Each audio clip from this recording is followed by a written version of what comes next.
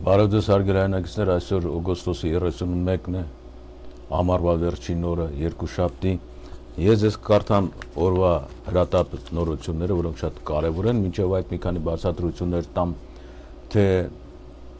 այս շաբաթվա ընթացքում ինչի մասին ենք խոսում։ Կարմիր թելի նման տարվում էր Ռուսաստանում ապրող հայերի վիճակը, նրանց ծանր վիճակը, հիմնված Ռուսաստանից եկած թղթակցությունների հիման վրա, եւ հայկական պետությունը քննադատության ենթարկվեց այդ կապակցությամբ, որ տիրություն չի անում համապատասխան դեսպանատներում տեղավորված հնագույն կադրերի դաստիարակման գործում եւ նրանց չի փոխարինում նորագույն երիտասարդներով, որոնք գոնե հայրենասիրության նշույլ ունեն իրենց մեջ եւ մտահոգված են 3 միլիոն հայերով եւ բիզնեսներ բացել դեսպանատներում թե Ռուսաստանում, թե Եվրոպայում, թե այլուր արգելված ձեռներեցություն է։ Այս մասին պետք է մեկը միշտ իմանան նրանք, որոնք որ մտնում են արտաքին գործերի նախարարության կադրային համակարգի մեջ, որ քաղաքականության այդ դարբնոցը, որը արտաքին աշխարհի հետ հարաբերում է մեզ, փող աշխատելու տեղ չէ, այնտեղ միայն եւ միայն այրվելու, վերջանալու, տանջվելու տեղ է, եւ այն մարդիկ, ովքեր որ ունեն այդ պաշարը, ինչպես ազատագրական պայքարում ունեին կամավորները, որոնք կռվում էին թշնամու դեմ, ապա այդտեղ միայն եւ միայն պետք է հայկական իրականությունը իր մեջից ընտրի ընտրյալներին, որոնք որ այդ ծանր ճակատում արտաքին գործերի նախարարությունում եւ դեսպանատներում հյուպատոսարաններում պիտի առնչվեն հայրենիքից կտրված, տարբեր պատճառներով հուսահատ, հուսալքված, հալածված մարդկանց հետ, ազդելու նրանց գաղափարի վրա, մտքի վրա, հոգու վրա, վերադառնալու, սիրելու հայրենիքը։ Եվ այս բոլորը հիմնական պատճառն էր, որ մեկ շաբաթ անընդհատ լույս աշխարհը կրակակետի տակ էր, պահում հատկապես Մոսկվայի դեսպանատունը, որի մասին կան, ավելի լավ է ասել, չկան ոչ մի դրական կարծիքներ։ Սա է հիմնական պատճառը։ Ինչ թե ինչ է անում Ռուսաստանում հայկական եկեղեցին, դա այդքան էլ կարևոր չէ։ Եթե զբաղվում է եկեղեցի շինությամբ, դեռ այդ հարցին հանրությունը ինքը կանդրադառնա, դա լավ է թե վատ է, բայց որ դեսպանատունը հոգեկան տվայտանքների ու տանջակների ենթարկում հայ քաղաքացիներին, որոնք ժամանակավորապես ապրում են Ռուսաստանում, ապա սա շատ վատ է։ Հետևաբար մեր խնդիրն է նորից ձեռք մեկնել Հայաստանի Հանրապետության կառավարության, հատկապես նախագահին նրան շրջապատումից ազատելու եւ ինֆորմացիա տալու նրան, թե ինչ է կատարում։ Եվ վերջո կադրային սով հիմա չկա արտաքին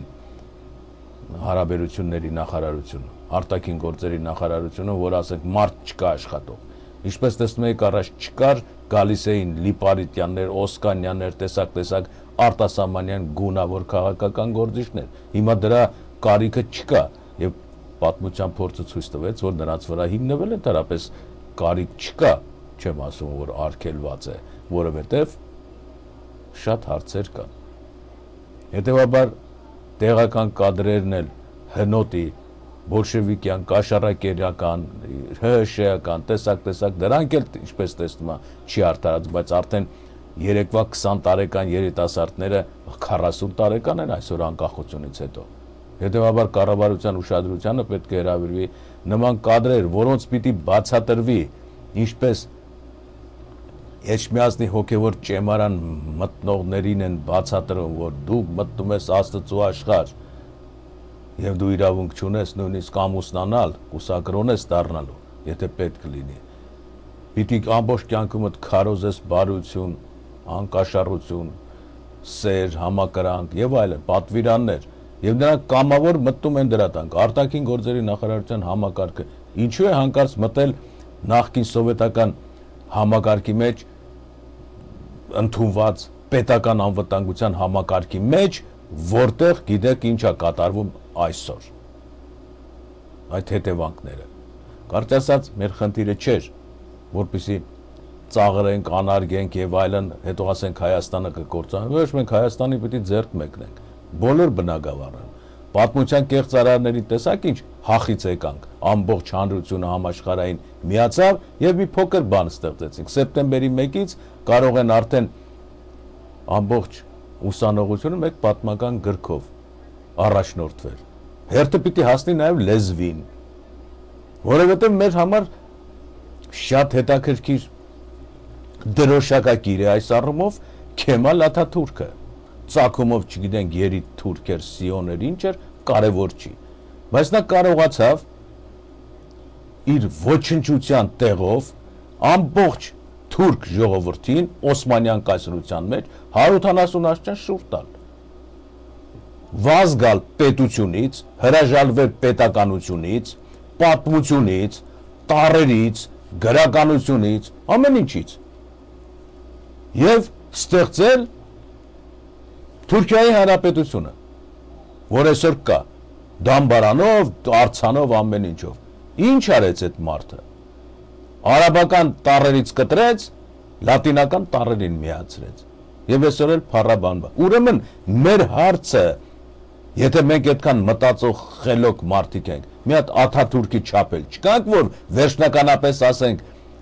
հայերեն բոլոր լեզուներից, բարբարներից, արևելահայ, արևմտահայն ստեղծվում է մի ընդհանուր մեսրոպատար այբուբենով հայոց լեզու, որով կարդում են, հասկանում են բոլոր տեսակի հայերը, հաղորդակցում են եւ այդտեղ ոչ մի բան չի կորում։ Ուրեմն սրա վրա աշխատելն ինչ է, որ ես երկու լեզուների համաձուլվածքի չստացվի մի հատ մաքուր լավ հայերեն, որը հայերի համար ընդունելի լինի։ Այս աշխատանքներն էլ պիտի կատարեն։ Տեսեք, բռնակալները մտնում են ուրիշ ժողովուրդների մեջ, շուռ են տալի ամբողջ ժողովրդի ուղղությունը։ Տառատեսակներն են, լեզուներն են փոխում եւ առաջ են գնում։ Իսկ մենք այսօր սփյուռքի դպրոցներում իրենց տեղային պետությունների լեզուներով շեղված ինչ-որ բաներ են անցնում։ Ռուսաստանում ուրիշ տեսակ, Ամերիկայում ուրիշ տեսակ, եւ այս բոլորը ինչի պատճառ, որտեղ Հայաստանը գլխավոր պետությունը չի անդրադառնում այդ խնդրին։ Ուրեմն սպասում ենք, որ Հայաստանը շուտով, շատ շուտով այս հարցը կմշակի եւ բոլոր հայկական դպրոցները արտասահմանում կունենան մեկ այբենարան, մեկ հայերեն կարդալու գրականություն եւ վերջո կշտկվի հայոց հոգեբանությունը, ոչ թե կտարանջատվի, սա կոմունիստական ուղղագրություն է, սա մեսրոպյան է, սա եղբայրական է, սա չգիտեք ինչ է։ Այս բոլորին վերջ պիտի տրվի։ Դրա համար մի Աթաթուրքի չափել չկան մեր մեջ, որ մտավ Թուրքիային պարտադրեց որ անցնել լատինատառերի, կորցնելով Օսմանյան կայսրության ամբողջ պատմագրությունը։ Իսկ մենք այդպիսի անհրաժեշտություն չունենք։ Մեզ ընդամենը կոսմետիկ մի հատ բան է պետք, որը չի արվում եւ դիտմամբ չի արվում։ Հիմա ամբողջ հանրության ուշադրության կենտրոնում պետք է պահենք այս երևույթը, որ մենք գնում ենք այդ ուղղությամբ։ Էլ ուրիշ ձև չկա։ Պատմությունը փորձեցինք անել, ինչ որ հաջողության հասանք, չէ, հիշում եք։ Հիմա արդեն պետք է լեզուն, ուսուցման պրոցեսները, հայկական դպրոցների հարցը ինչ դեզով պիտի գնա։ Նորից անորոշություններ են։ Գլենդելում երկար տարիներից տառապանքներից հետո հայոց լեզուն որպես օտար լեզու ծրագիր գոնե Գլենդելի ամերիկյան դպրոցներին, որտեղ 80%-ը հայեր են սովորում, անցնեն հայերենը, ընդունեն որպես օտար լեզու, ասենք ոնց որ իսպաներեն, ֆրանսերեն, ուզում են հայերեն ընդունեն։ Եվ այդտեղ կռիվ առաջացավ, բայց որ հայերենը։ Դուք պատկերացնում եք ինչ վիճակ է, այսինքն մեզ խոչընդոտում է այսօր հայերեն միասնական լեզու ուղղագրություն ստեղծելու հարցը։ Եվ այս գործում Հայաստանի այսօրվա նախագահությունը, նախագահը, Սփյուռքի նախարարը եւ հայկական կազմակերպ սպասում ենք Հայաստանից, որպեսզի նստեն եւ որոշեն, քանի բայ կա, որ բայերը արևմտա հայերենից է, քերականության ինչ կարգեր են եւ այլն, վյուն տառը պետք է բառամեջում գրվի թե չգրվի։ Մենք կարիք չունենք հնություններ պահելու մեր կոշիկների մեջ, որպես մեխեր, որ անընդհատ ծակել են, որովհետև այս հարցերը կան, պիտի այսօր դրվի եւ դանագով կտրվի Կորդյան հանգույցի նման, որոշվի, Աթաթուրքի նման։ Այսօր Թուրքիան ոչ մեկը չի բողոքում, չէ՞ որ արաբական տառերը ուր գնացին, Օսմանյան մեր կայսրության պատմությունները գրքերես ինչ եղավ, բոլորը համաձայնվել են։ Մենք դրա այդ վիճակում չենք։ Մենք մեր հետ եւ տառերը եւ պատմությունը եւ գրականությունը եւ ամեն ինչը։ Հետևաբար ի՞նչն է խանգարում մեզ ունենալ մեկ լեզու, մեկ քերականություն, մեկ չգիտեք ինչ։ Եվ միանգամից աշխարհասփյուր հայությանը օժտել այդ զենքով։ Իր տարաձայնությունները պետք է շատ խիստ լինել։ Այսինքն մարդկանց սովորեցնել ենթարկվել կենտրոնական իշխանություններին։ Գոնե համաշխարհային ստատուսի մեջ մտած ճանաչված հայկական պետականության օրենքներին, կարգուկանոնին, չնայած նա էլ սիրում է սփյուռքը, Ռուսաստանը ամեն ինչ, թշնամի չի եւ բանակցելու միշտ կարիք ունի։ Ինչու՞։ Որտեղ բանից պարզվեց, որ Հայաստանը այսօր իր վրա կրում է խաղաղ բանակցություններ առաջնորդող մի նախագահ Սերժ Սարգսյանը եւ նրա հետ խոսել այդ կապակցությամբ, հանդարտեցնել սփյուռքյան տարօրինակ տարերին, որոնք կենտրոնախույս գործողություններ են անում հայկական դպրոցներում, աշխարհի տարբեր ծայրերում, ինչ որ ինադ են ընկել հայկական պետության հետ, որը մի ժամանակ կոմունիստական էր։ Հիմա էլ չգիտեք ինչ պատճառ։ Եվ այլն։ Եվ այս հակասությունները ցանողներին հարկավոր է մեկ-մեկ ուղարկել Սովետաշենի աղբանոցը։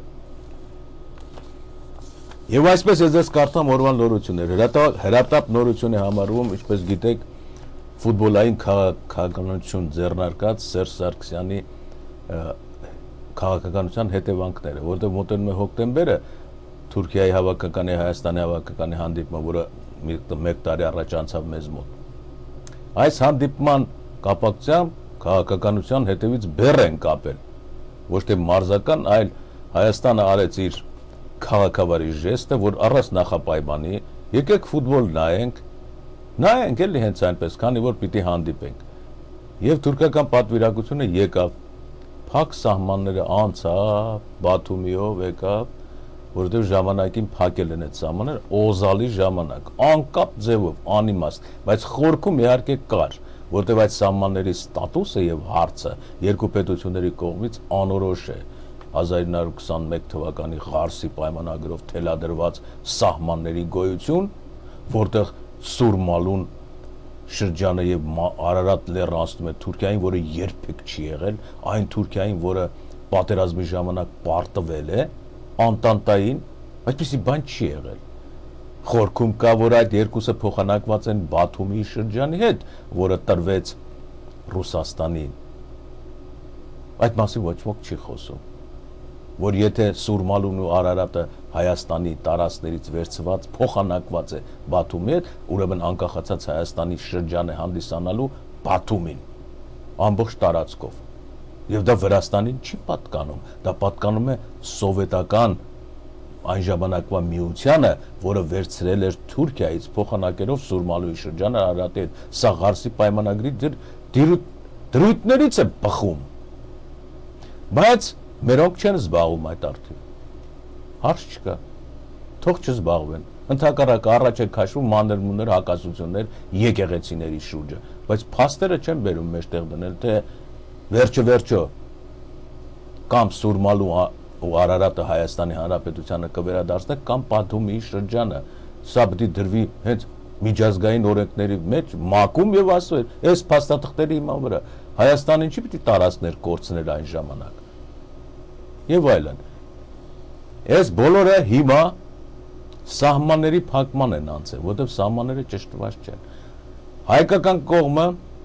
առաջնորդվելով Եվրոպայով, Արևմուտքով, մի փոքր Ռուսաստանով, բարի կամքի ցուցադրման ժեստեր արեց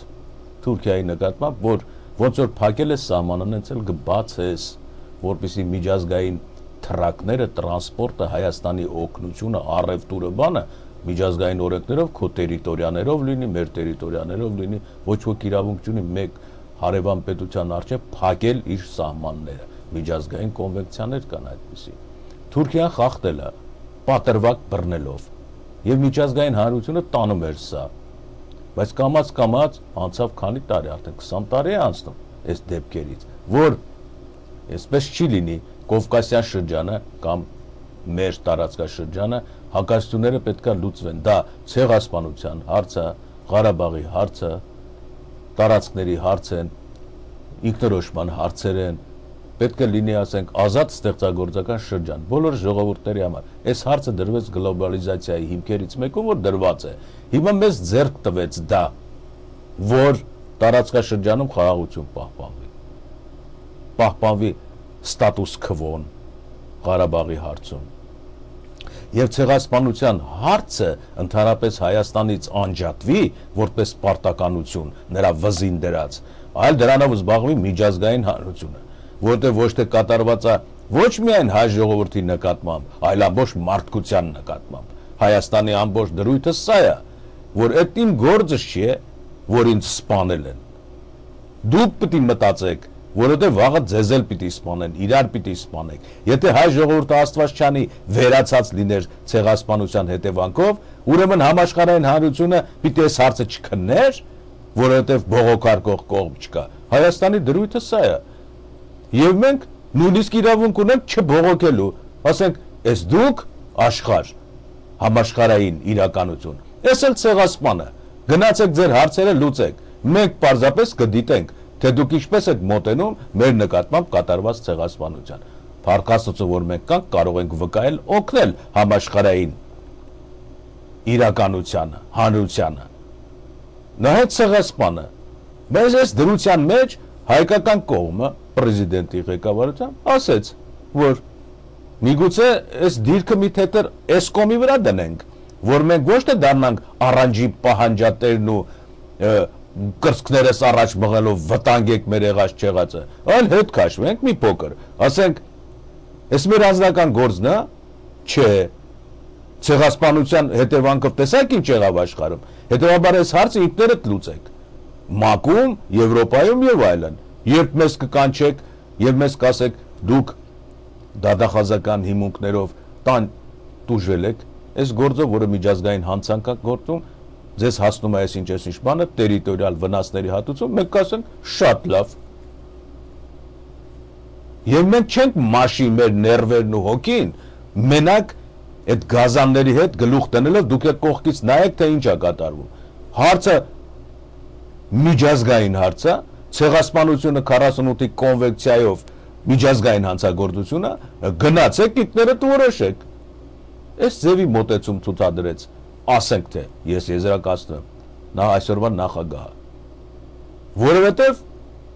ցեղասպանության հարցը,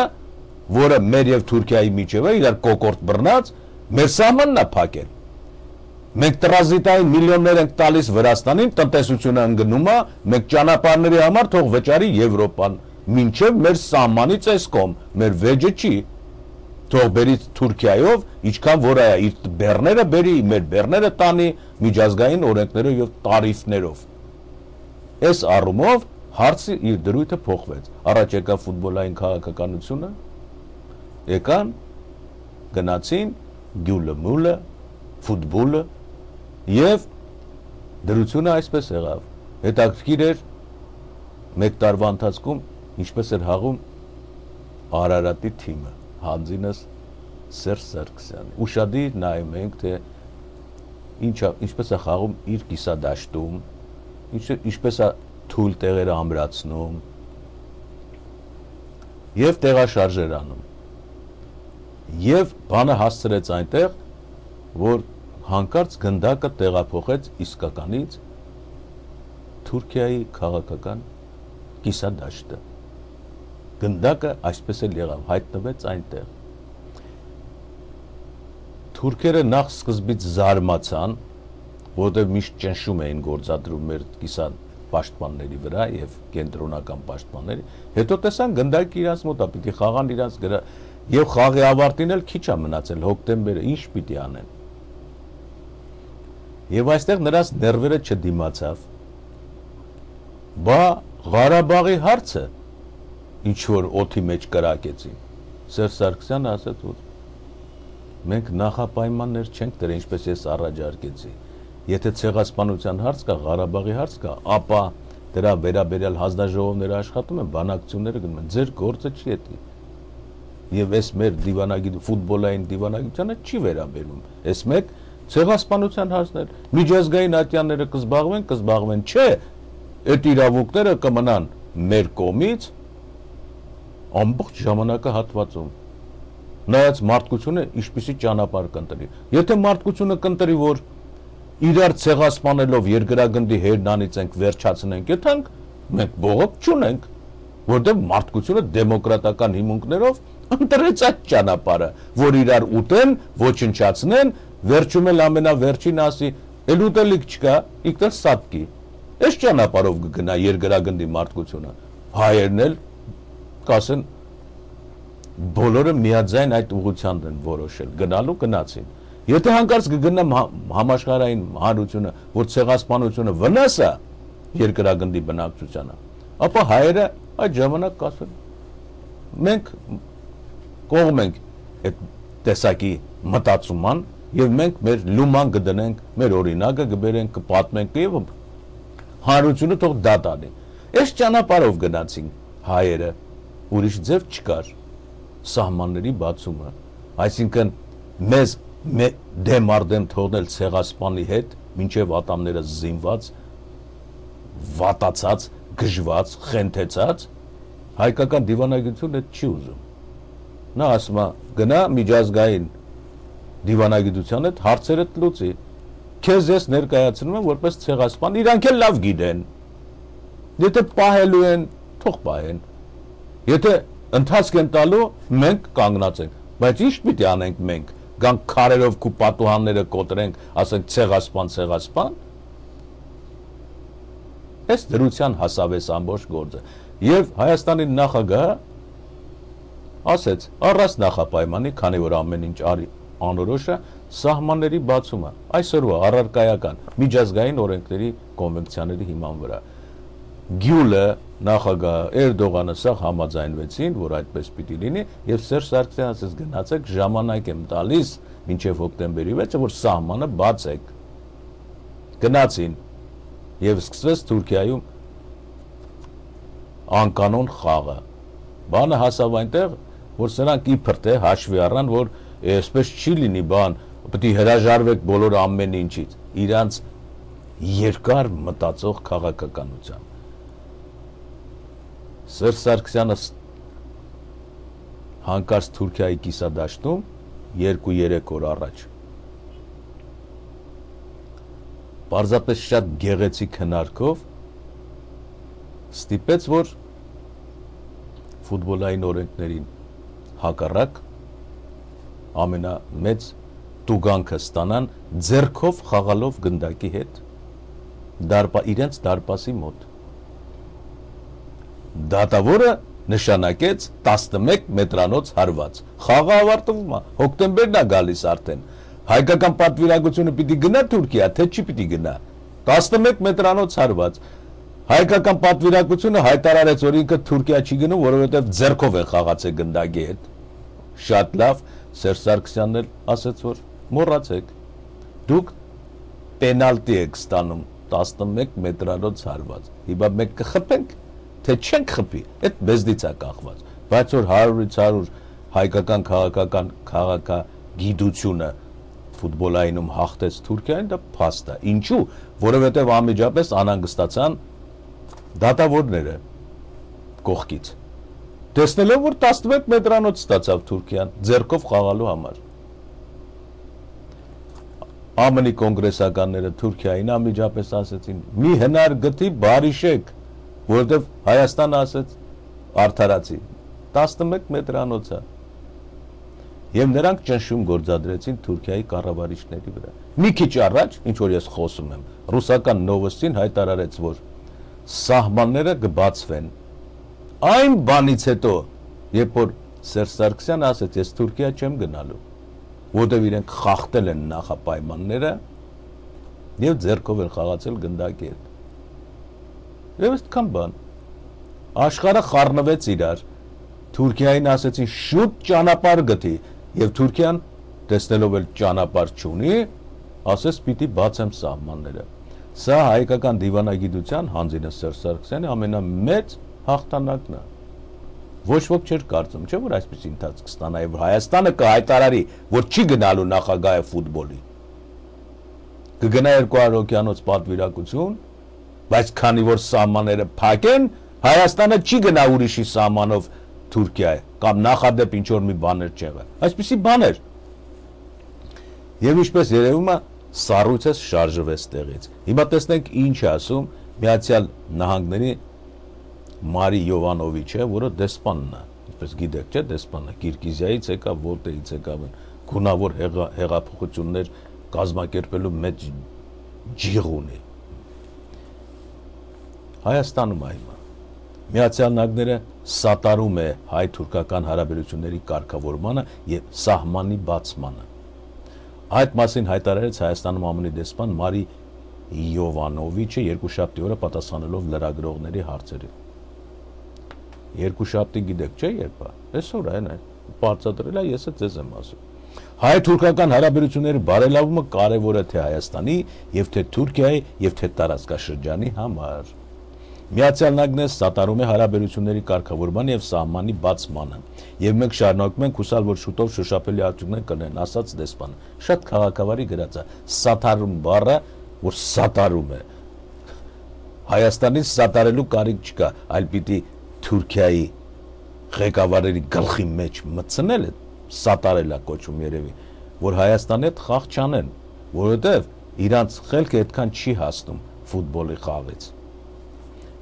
Քաղաքական իհարկե։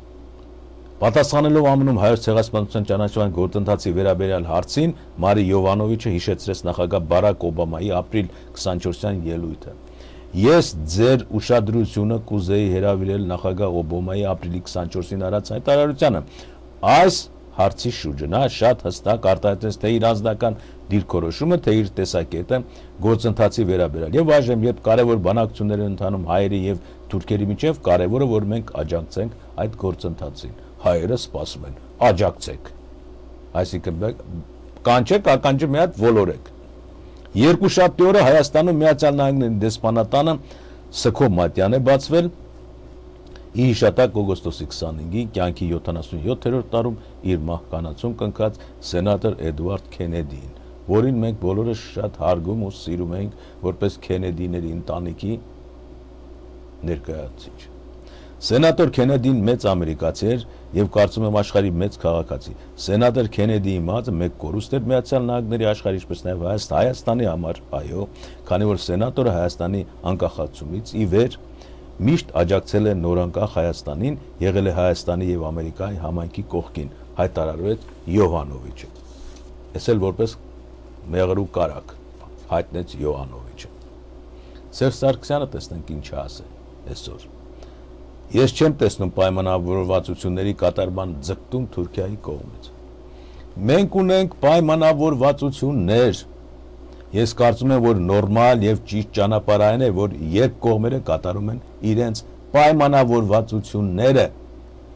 Ցավոք, ես մինչև օրս չեմ տեսել մեծ ցանկություն կամ ձգտում այդ պայմանավորվածությունների կատարման, հայտարարել է Հայաստանի նախագահ Սերժ Սարգսյանը BBC-ին տված BBC British Broadcast System ռադիոկայանն է տված հարցա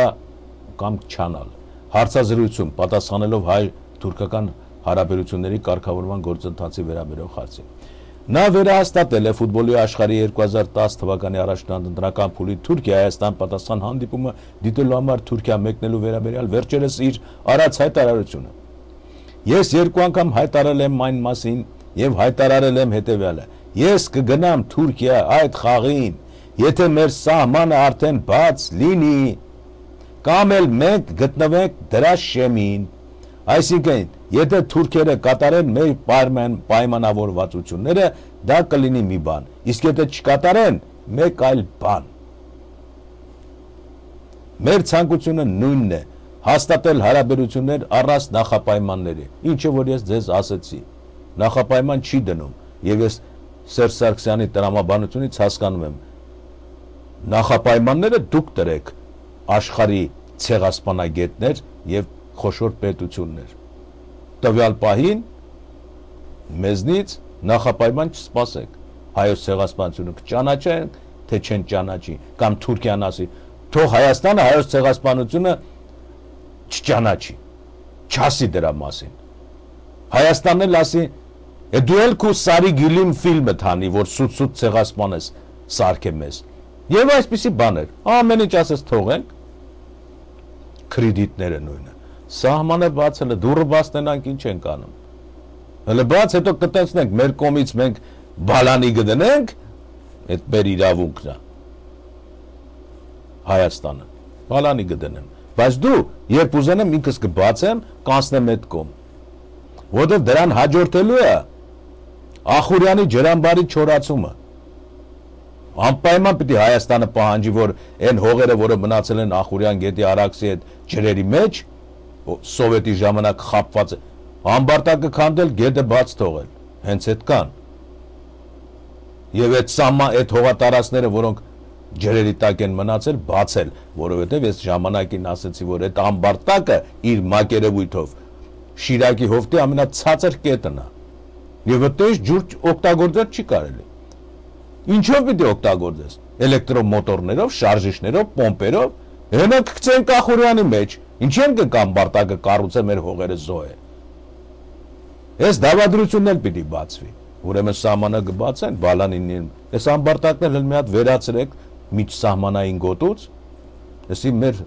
մեզ վնաս է, հետո որ սարքել է սովետի ժամանակ, հələ դրան էլ գտնել, բերել, տենալ հետով է։ Սերժ Սարգսյանը նաև ասել է։ BBC-ի հարցին պատրաստ եք արդյոք զիջումների գնալ, տեսեք ինչ ասում, պատրաստ եք արդյոք զիջումների գնալ 1915 թվականի իրադարձությունների հարցում եւ կանվանի արդյոք Թուրքիան այդ իրադարձությունները ցեղասպանություն, Հայաստանի նախագահը արձագանքել է։ Ես չգիտեմ ինչ արձագանքել, բայց այստեղ պիտի ընդհատեմ ասել BBC-ի հարցին։ Դո BBC աննամուս։ Եթե Հայաստանին կաշառեն, նախագահը սխալվի, հայ քաղաքական գործիչները վախենան եւ 1915 թվականի իրադարձությունների հարցում զիջումներ անեն։ Բա Մեծ Բրիտանիայի թագուհին, պարլամենտը, այսինքն, եթե Հայաստանը, որը տուժված է, հանցագործի առջև զիջումներ անի, ասի բողոք չունեմ։ Դատական իրավական կարգը ո՞նց է դա մեկնաբանում։ Հայաստանին չի մեղադրի հանցագործությունները ծածկելու մեղադրանքով, որովհետև հանցագործությունը միջազգային հանցագործություն։ Հետևաբար Հայաստանը իրավունք ունի հանցագործությունները ծածկել, կաշառվել, խափնվել, վախենալ, որովհետև հանցագործը ուժեղ է։ Բա դուք BBC չեք կանգնելու ասես։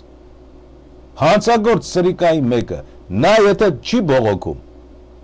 վախենում է, հարևան է քեզ, դու շատ ես ինքը քիչ, ծեծել ես ժամանակին, սպանել ես, վախենում է, կաշառել ես հիմա, ճանապարհ ես տալի։ Դա մեզ համար նշանակություն չունի։ Միջազգային հանրությունն ու դատարանը քեզ դատելու է, ինչպես դատախազը։ Հայաստանը ստե ինչ գործ ունի, որ BBC-ն ասի, զիջումների գնալու եք 1915 թվականին, թող սա հայերս կանգնենք, ասենք, հա, զիջումների եք գնալու, մտնելու ենք Թուրքիայի հետ ախպեր դառնանք, բայց դուք պիտի չթողեք, չէ, ասեք, էլի ախպեր դառնի, էլի զիջումների գնա, բայց ցեղասպանության պատասխան հանցագործին ով պիտի պատժի, ինչ զիջումների մասին է խոսքում, այդպիսի բան, որ էլի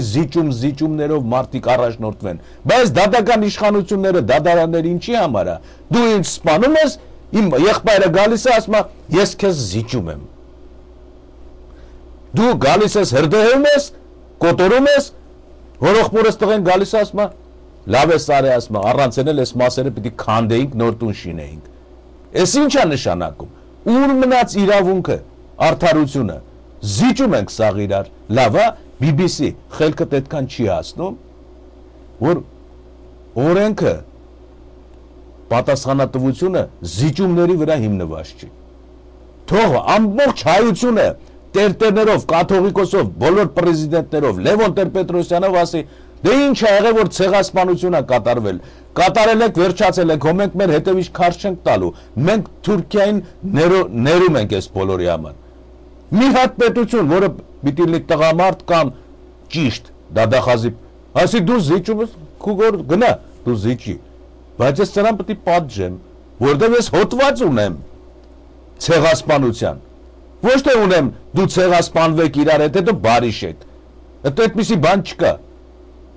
հələ դուք մեկին որևէ երկրում սպանեք, որը ունի սպանության վերաբերյալ հոտված,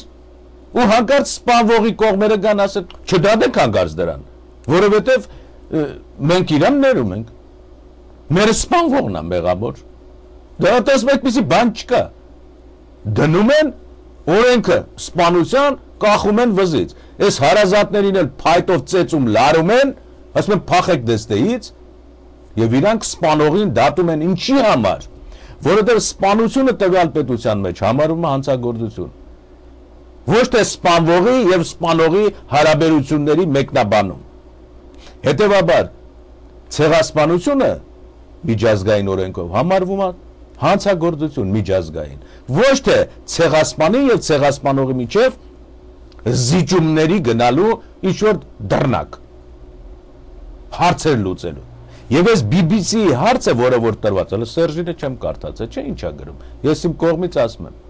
Եթե Սերժ Սարգսյանն էլ ասի, հա մենք զիջում ենք։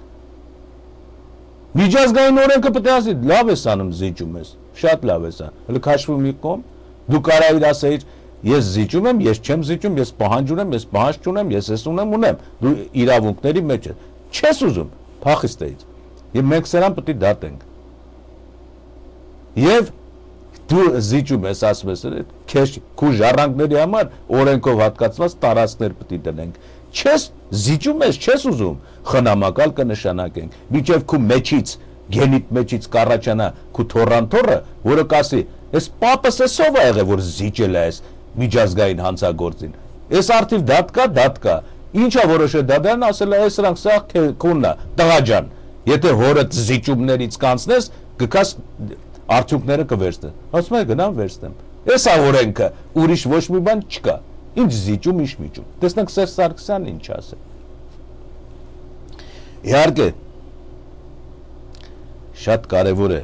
մեր ժողովրդի, կարևոր է Թուրքիայի եւ ամբողջ աշխարհի համար, կարևոր է, որ պատմական արդարությունը վերականգնվի, կարևոր է, որ մեր ժողովուրդները կարողանան հաստատել նորմալ հարաբերություններ եւ վերջապես կարևոր է, որ ապագայում չկրկնվի, սակայն մենք չենք դիտում ցեղասպանության ճանաչումը որպես նախապայման։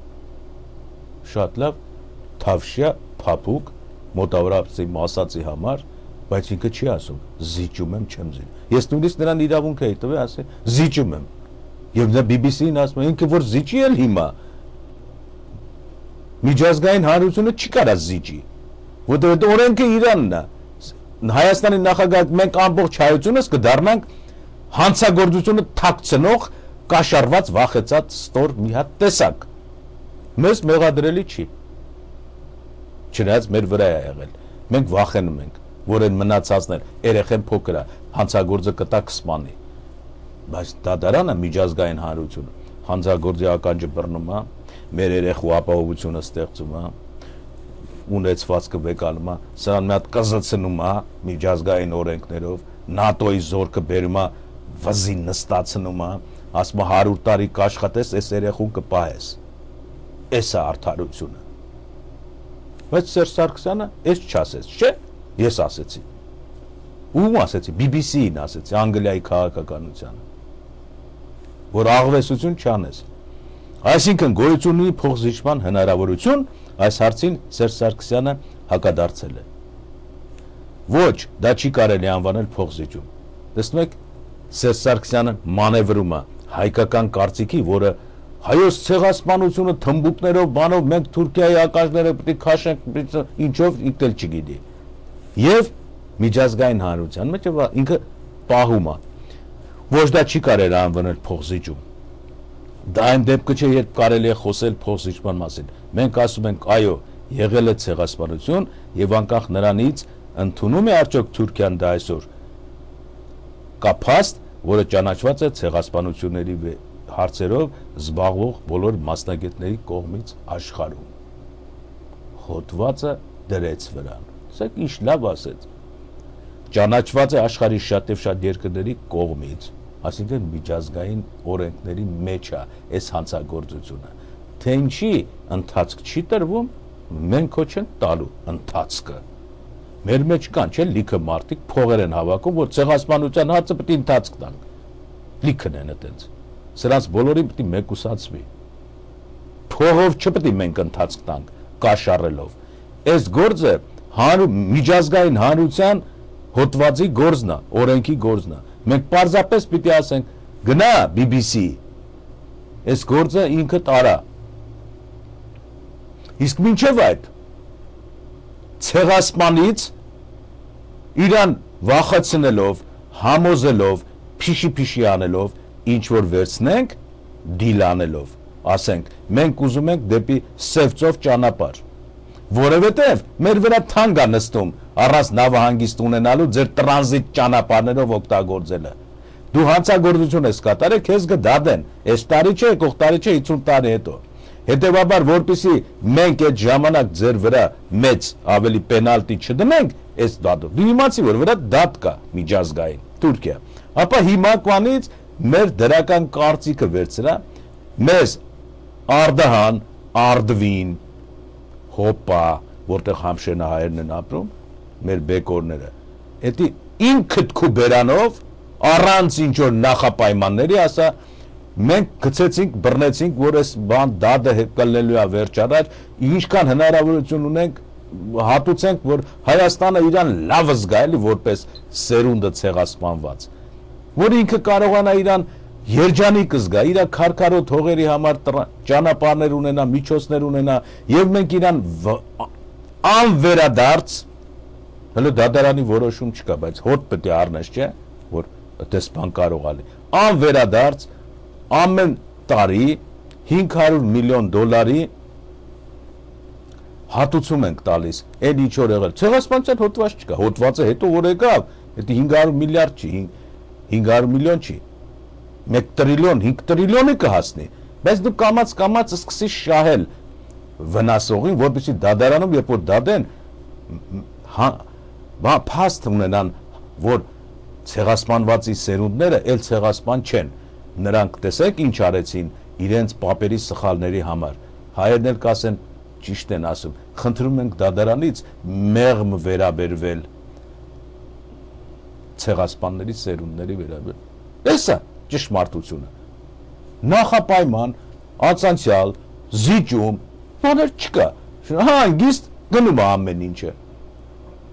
որովհետև վերևում կախված է, ցեղասպանության հոդվածը կատարել ես,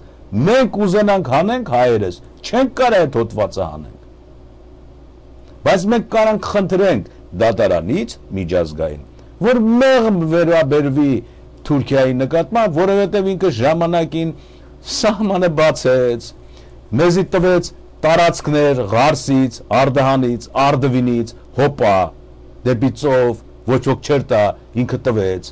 ասեց, այս միացրեք ձեր հանրապետությանը, որտեղ դուք շրջափակման մեջ եք, ծով ունեցեք, գնացեք, եկեք բան, մենք ասենք մարդու, որոնք մեր ցեղասպան թուրքերի սերունդներն են, ոնց բկներից բռնենք, ասենք, երկրի կեսը պետք է տաս մեզ, չենք կարող ասենք, մենք հայ ենք, դա չենք կարող անենք, ինքը մեր ժամանակին լավություն արեց, արդեն վնասների հատուցան, որովհետև մեր կենսական պայմանները շատ վատ էին, ինքը այդ մոմենտին հասավ, չնայած դատարանը ուշանում էր ցեղասպանության հարցը քննարկելու, Ամերիկան, Եվրոպան, Հագան, բոլորը խոսում էին, չէին դնում դատարան, բայց ինքը դատարանից առաջ ընկավ, սկսեց հատուցումներ անել, դրա համար մենք թուրքերին ներում ենք ինչ որ տեղեր, ով կարա մեզ ասի ինչի եք ներում, ոչ մեկն էլ չի կարող ասի, լավ ենք անում, որովհետև դուք 100 տարի անցավ ոչ մի բան չարեցիք, այդ մարդիկ մեզ ասեցին Ղարսը մի մասը Արդահան, Արդվին, Հոպա, համշենահայերն են ապրում, ձեր հայերն են, մերոնցից մարդ չկա տեղ, այս տարածքները վերցրեք, մինչև տենանք ինչ ալում, հետո եթե դատարանը գիտենք որ գալու է 100 տարի երբ հալելու, զերիցս կախելու է, որտեղ մարդ ենք սպանել, ցեղասպանություն ենք արել պետության մեր ստատուսի տակ։ Եվ էսի մեր կողմից հասկանալի է, Սերժ Սարգսյանը ասում է նախապայման չկա։ Նախապայման կա, բայց ոչ մեր կողմից։ Մենք չենք կարող ասենք սենց։ Նախապայմանը Թուրքիան պիտի դնի, ասի, այսպեսի բաներ ա եղել, կուզեք էսի տամ ձեզ, մինչ յոլա գնացեք, հետո տենանք ինչ կլի։ Ու մենք այդ իրա դրած նախապայման ասենք, չէ չենք ուզում, այդպես բան չենք կարող ասենք, ամոթ է, իրավունք չունենք։ Երբ որ տենում ես ինքը ասում է, որ Ղարս Արդահան էսի տամ ձեզ, ծով դուրս եկեք, առևտուր արեք, տնտեսությունը զարգացրեք, ձեզ էլ փող կտամ անվերադարձ, տարեկան $500 միլիոն, հնարավորություն ունեմ, մենք ասենք, չէ, այդ նախապայմանը չենք ընդունում, որովհետև մենք դատ ունենք, որտեղ այդ դատով ամբողջ Թուրքիան մեզի է պատկանում։ Հիմարություն ենք, չի անում, թող դնի այդ նախապայմանը, մենք կընդունենք Թուրքիայից։ Հետևաբար Սերժ Սարգսյանը ասած նախապայմաններ չկան, ով ասում չկան։ Եթե Թուրքիան մեզ բարենպաստ նախապայման է դնում, չընդունենք։ Պիտի ընդունենք։ Եվ այսպես շատ հետաքրքիր հարցազրույց էր, լրատվություններ, եւ այստեղ գրված է նաեւ սա Ազատություն ռադիոկայանից են վերցրել հաղորդումները։ Սերժ Սարգսյան, մենք իրավունք չունենք մոռանալ անցյալը, որը գրել է Պանորաման, նույն հոդվածն է, Հայաստանի նախագահ Սերժ Սարգսյանը այսպես կոչված ֆուտբոլային դիվանագիտության թեմայով հարցազրույց է տվել նույն BBC-ին, ստորև թարգմանաբար ներկայացնում ենք Սերժ Սարգսյանի հետ հարցազրույցի հիման վրա համաշխարհային մեդիա գիգանտի հրապարակումը։ Ֆուտբոլային դիվանագիտության տերմինը հայտնվեց 1 տարի առաջ, երբ Թուրքիայի նախագահ Աբդուլլա Գուլը ժամանեց Երևան, իսկ դրա համար ֆորմալ առիթը երկու երկրների հավաքականների միջև ֆուտբոլային հանդիպումներ։ Հայաստանի միջև սահմանը կբացվի եւ երկրները համաձայնության գալու գործընթաց կսկսեն։ Վերջին շաբաթներին սակայն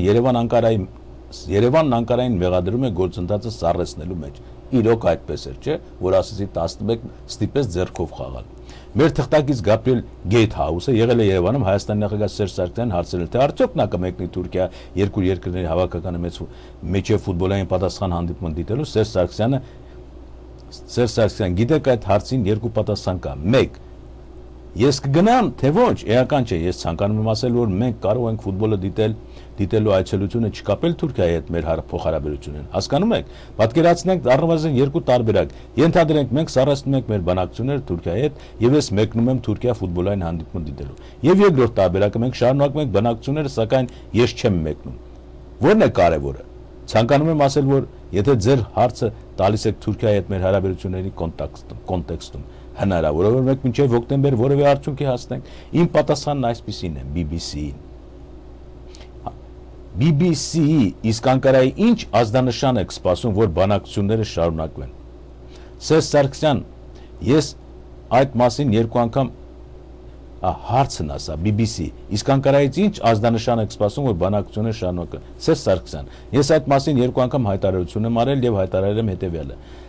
Այդ ֆուտբոլային հանդիպումը դիտելու համար ես կմեկնեմ Թուրքիա, եթե մեր սահմանն արդեն բաց լինի, կամ եթե մենք գտնվենք դրա նախաշեմին։ Այսինքն, եթե թուրքերը հավատարիմ մնան մեր պայմանավորվածություններին, կլինի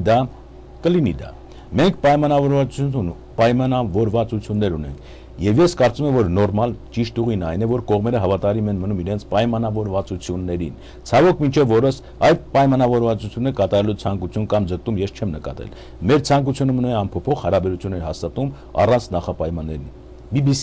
դուք պատրաստ եք զիջումների գնալ 1915 թվականի իրադարձությունների հարցում, այն որ ազատության առջև ես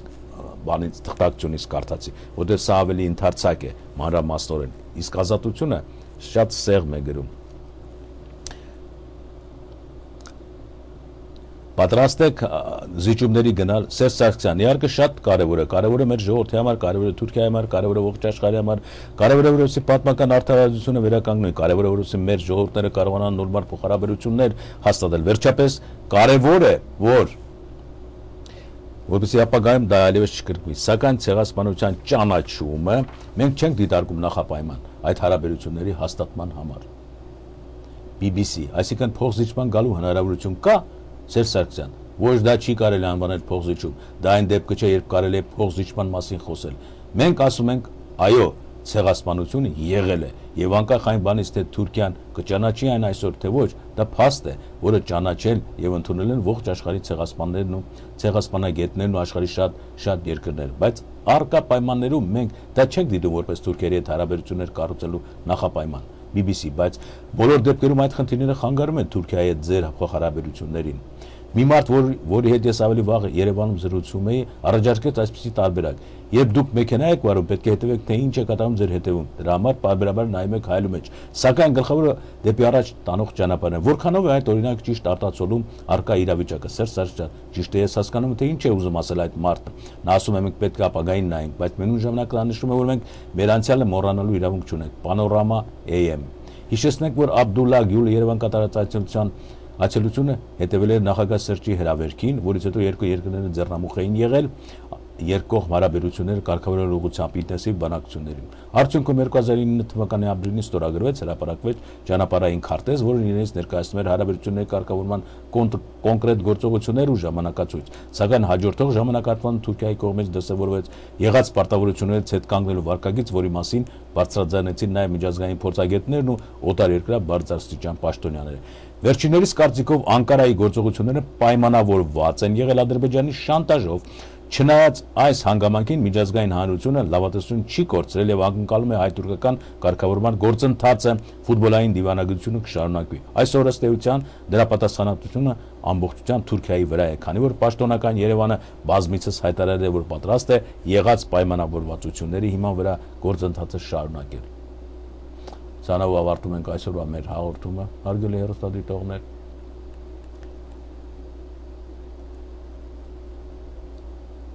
Ստեսություն,